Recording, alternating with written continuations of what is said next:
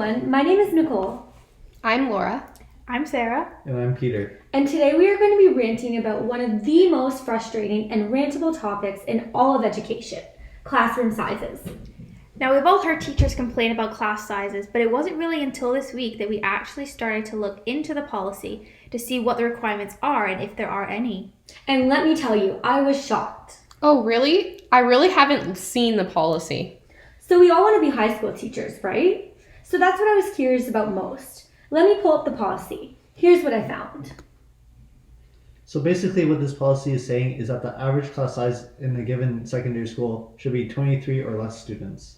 Okay, but this doesn't make sense because during my placement, I had a math class of 30 students. So schools are just not following the policy or what?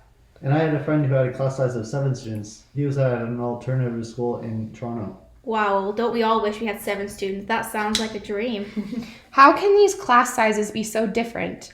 And what does the class size average even mean? Why would there be an average and not a definite number? Right? This is what shocks me the most. The thing is, the policy isn't saying that all students must have 23 or less students. They're literally saying that the average class size for the board secondary schools must be 23 students. We're all math teachers here, so we all know what that means. We can always have outliers. And we all know that average is just a measure of central tendency. It isn't necessarily an accurate representation of what is going on in every single classroom. Exactly. So this means that because some schools, like the alternative school, have a class size of 7, some schools can have a class size exceeding 23 because it's all about the average. So as long as the average is 23, that's all that matters. Wow, well, this sure doesn't sound like students are getting an equitable experience, that's for sure. Exactly. We're always learning and talking about universal design for learning and differentiated instruction. But how can we possibly cater to all students with 30 plus students in a class? Yes, and not to mention 75 plus in total. And the student-to-teacher relationship is so important. We need to know our students. But how do we possibly get to know all of our students with 75 plus students in a semester? So the policy mentions that the date to determine class sizes is October 31st and March 31st. But this isn't really an accurate representation of what the class size was for the 2 months prior. It is really, by this point, so many students may have dropped out if they don't feel a good connection with their teacher due to the abnormally large class sizes. And some students may have been added to the class late. Especially in extremely difficult courses where students may already feel some sort of isolation and disconnect.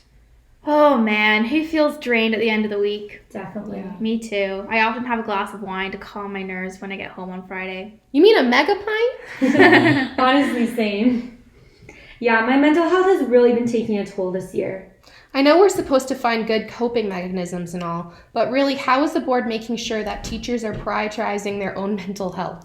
We have 75 plus students to worry about, and there's not even a single policy pertaining to teachers' mental health, is there? Oh, but there is a regulation about purchasing milk.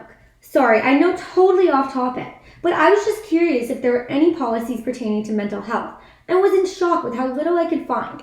But somehow came across a regulation on milk with practically no effort at all. Anyways, I digress though. I personally believe that instead of the current regulation, we should ensure that class sizes are a maximum of 23 students, and that this class size is determined at the beginning of the semester. Oh, definitely. I think we can all agree to that one. I ultimately think we know that class sizes need to be reduced for obviously our students' benefit, but also our own. And I think we need to continue to fight for our students and what we know is right. And really, we need to make sure we're always remembering to prioritize our own mental health because at the end of the day, we want to make the best versions of ourselves for our students. It's just like what we hear flight attendants saying when we fly. You need to put your own oxygen mask on before you can help others around you. I think we can all agree that we really do love teaching, and it is the best and most rewarding profession there is. But things do need to be improved so that we can perform the best for our students and so that we can help them reach their full potential. Definitely. And I look forward to seeing all the positive changes we make throughout our careers.